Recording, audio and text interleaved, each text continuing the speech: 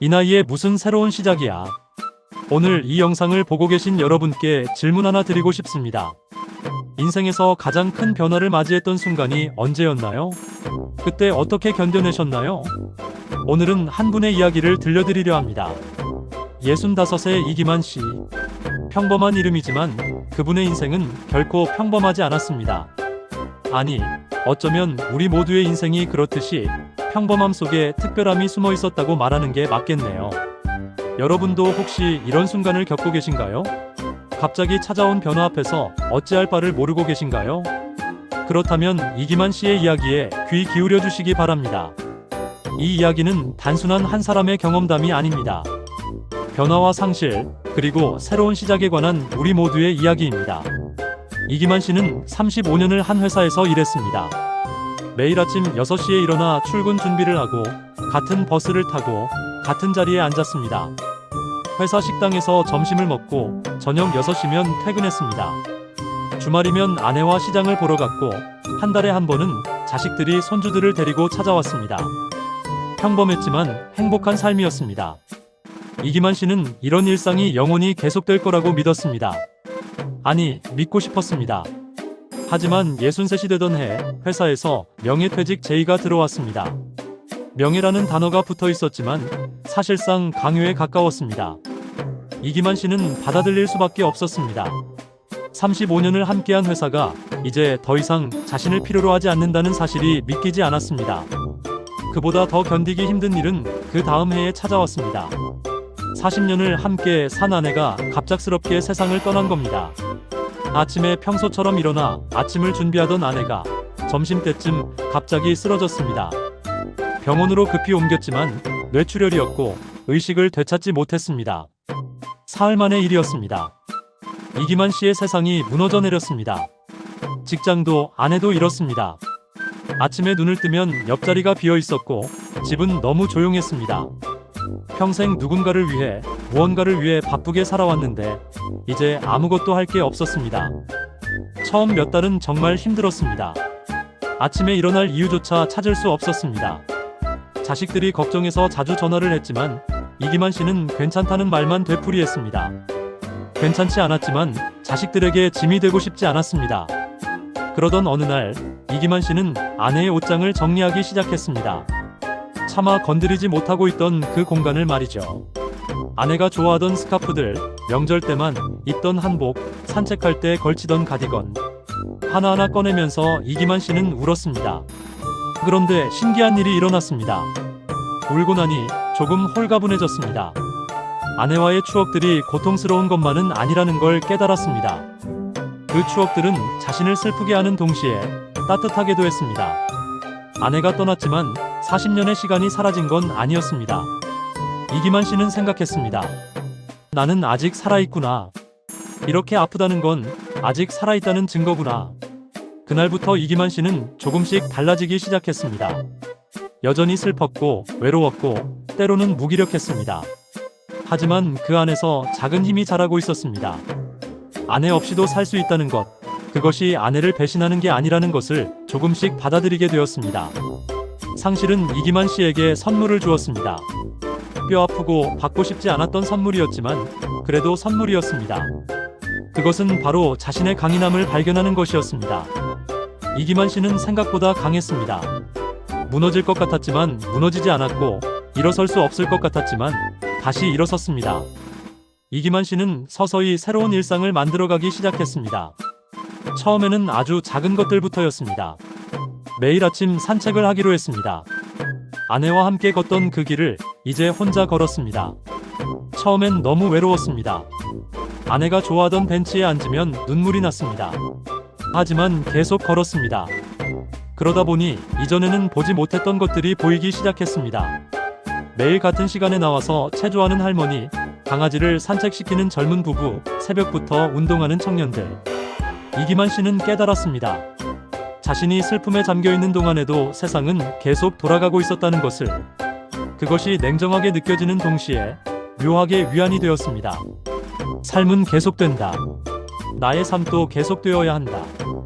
어느 날 산책길에서 오래된 친구를 우연히 만났습니다. 회사 동기였던 김 씨였습니다.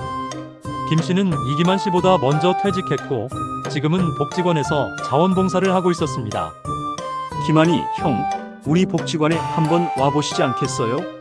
어르신들 컴퓨터 가르치는 프로그램이 있는데 형 같은 분이 딱이에요. 처음엔 거절하려 했습니다. 자신이 무슨 남을 가르칠 처지냐고요. 하지만 김 씨가 워낙 간곡히 부탁해서 한 번만 가보기로 했습니다. 복지관은 생각보다 활기찬 곳이었습니다. 자신보다 나이 많은 어르신들이 스마트폰 사용법을 배우고 컴퓨터로 이메일 보내는 법을 익히고 있었습니다. 70이 넘은 할머니 한 분은 손주들과 영상통화를 하고 싶어서 배운다고 했습니다. 이기만 씨는 그분들을 보면서 부끄러워졌습니다. 나이가 많아서 새로운 걸 배울 수 없다고. 그건 핑계였습니다. 여기 계신 분들은 나이에 관계없이 배우고 있었습니다. 이기만 씨는 자원봉사를 시작했습니다. 일주일에 2번 복지관에 가서 어르신들에게 컴퓨터와 스마트폰 사용법을 가르쳤습니다. 회사에서 35년간 쌓은 경험이 여기서 빛을 발했습니다. 가르치면서 이기만 씨는 깨달았습니다. 자신도 배우고 있다는 것을. 어떻게 하면 더 쉽게 설명할 수 있을까? 어떻게 하면 어르신들이 더 잘 이해할 수 있을까? 고민하면서 이기만 씨는 인내심을 배웠습니다. 그리고 무엇보다 다시 누군가에게 필요한 사람이 된다는 것에 기쁨을 느꼈습니다. 변화는 이기만 씨에게 초대장을 보냈습니다. 처음에는 거절하고 싶었지만 받아들이고 나니 새로운 세계가 열렸습니다. 퇴직과 상실로 닫혔다고 생각했던 문 너머에 사실은 또 다른 문이 있었습니다. 복지관 봉사를 시작한 지 6개월쯤 되었을 때 한 할머니가 이기만 씨에게 말했습니다. 선생님 덕분에 손주 얼굴 매일 봐요. 고맙습니다. 그 말을 듣는 순간 이기만 씨는 눈시울이 뜨거워졌습니다. 아내가 살아있었다면 이 순간을 자랑스러워했을 거라는 생각이 들었습니다. 이기만 씨의 삶이 완전히 행복해진 건 아니었습니다. 여전히 밤이면 외로웠고 아내 생각에 잠 못 이루는 날이 많았습니다. 건강도 예전 같지 않았습니다. 무릎이 아팠고 가끔 숨이 찼습니다. 어느 날 병원에서 정밀 검사를 받아보라는 권유를 받았습니다. 최근 몇 달간 자주 피곤하고 기운이 없다고 했더니 의사가 심각한 표정을 지었습니다. 검사 결과가 나오기까지 일주일을 기다려야 했습니다. 그 일주일은 지옥 같았습니다. 이기만 씨는 온갖 최악의 상황을 상상했습니다. 혹시 암은 아닐까? 얼마나 살 수 있을까? 자식들에게 짐이 되는 건 아닐까? 밤마다 두려움에 잠을 설쳤습니다. 검사 결과가 나왔습니다. 다행히 큰 병은 아니었습니다. 나이에 따른 자연스러운 노화 현상이고 약물 치료와 생활 습관 개선으로 충분히 관리할 수 있다고 했습니다. 안도의 한숨을 내쉬면서 이기만 씨는 또 하나를 깨달았습니다. 두려움이라는 감정은 피할 수 없다는 것을. 나이가 들수록 두려운 일들은 더 많아질 것입니다. 건강, 경제적 문제, 죽음에 대한 불안. 이런 것들은 누구나 겪는 일입니다. 중요한 건 두려움을 느끼지 않는 게 아니라 두려움 속에서도 계속 살아가는 것이었습니다. 이기만 씨는 병원에 가는 게 두려웠지만 그래도 갔습니다. 검사 결과를 듣는 게 무서웠지만 그래도 들었습니다. 그것이 용기였습니다. 복지관 봉사도 처음엔 두려웠습니다. 내가 잘할 수 있을까? 나를 필요로 할까? 민폐가 되는 건 아닐까? 온갖 걱정이 앞섰습니다. 하지만 그래도 갔습니다. 한 걸음 한 걸음 두려움 속에서도 걸어갔습니다. 이기만 씨는 이제 압니다. 용기란 두려움이 없는 상태가 아니라는 것을. 두려움을 느끼면서도 해야 할 일을 하는 것, 불안하지만 앞으로 나아가는 것, 그것이 진짜 용기라는 것을. 지금 이기만 씨는 66입니다. 복지관 봉사는 계속하고 있고 최근에는 사진 동호회에도 가입했습니다. 아내와 함께 다니던 산책로를 이제는 카메라를 들고 다니며 사진을 찍습니다. 여전히 아내가 그립습니다. 아마 평생 그리울 것입니다. 하지만 그 그리움이 이제는 이기만 씨를 주저앉게 만들지 않습니다. 오히려 더 열심히 살게 만듭니다. 아내가 보고 있을 거라고, 자랑스러워할 거라고 믿으면서 말입니다. 자식들은 요즘 이기만 씨가 너무 바빠서 걱정입니다. 전화하면 아빠 복지관 가야 해서라거나 사진 동호회 모임이 있어서라며 바쁘다고 합니다. 하지만 그 목소리에는 생기가 있습니다. 예전처럼 힘없고 우울한 목소리가 아닙니다. 이기만 씨의 이야기는 특별한 이야기가 아닙니다. 우리 주변 어디서나 볼 수 있는 평범한 이야기입니다. 하지만 바로 그렇기에 더 의미가 있습니다. 우리는 살면서 많은 것을 잃습니다. 사랑하는 사람, 건강, 직장, 꿈. 그런 상실 앞에서 무너지는 것은 당연합니다. 슬퍼하고 분노하고 절망하는 것은 자연스러운 일입니다. 하지만 그것으로 끝나지 않습니다. 우리는 상실을 통해 강해지고 변화를 통해 성장하고 두려움 속에서도 용기를 발견합니다. 이기만 씨처럼 말입니다. 여러분도 지금 힘든 시기를 보내고 계신가요? 무언가를 잃고 변화 앞에서 혼란스러워하고 계신가요? 그렇다면 기억하세요. 지금 느끼는 고통이 여러분을 약하게 만드는 게 아니라는 것을, 오히려 그 고통을 견디는 과정에서 여러분은 더 강해지고 있다는 것을. 변화는 끝이 아니라 새로운 시작입니다. 나이는 숫자에 불과합니다. 60이든 70이든 80이든 우리는 계속 배우고 성장하고 새로운 것을 시작할 수 있습니다. 두려움은 당연합니다. 하지만 그 두려움이 여러분을 멈추게 하지 마세요. 이기만 씨처럼 두려워하면서도 한 걸음씩 나아가세요. 그 작은 걸음들이 모여서 새로운 인생을 만들어갑니다. 이기만 씨는 가끔 생각합니다.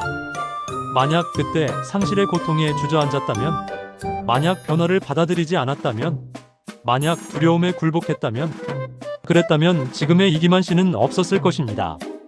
복지관에서 감사하다고 말하는 어르신들의 미소도, 사진 동호회에서 만난 새 친구들도, 카메라 렌즈를 통해 발견한 아름다운 순간들도 경험하지 못했을 것입니다. 삶은 우리에게 많은 것을 빼앗아갑니다. 하지만 동시에 많은 것을 줍니다. 빼앗긴 것에만 집중하면 우리는 주어지는 것을 보지 못합니다. 이기만 씨는 오늘도 아침 일찍 일어나 산책을 나갑니다. 카메라를 메고 아내가 좋아하던 그 길을 걷습니다. 여전히 그립지만 이제는 미소 지으며 걸을 수 있습니다. 여보, 나 오늘도 잘 살고 있어. 당신이 자랑스러워할 만한 하루를 살고 있어. 그렇게 이기만 씨의 하루가 시작됩니다. 새로운 시작은 거창한 게 아닙니다.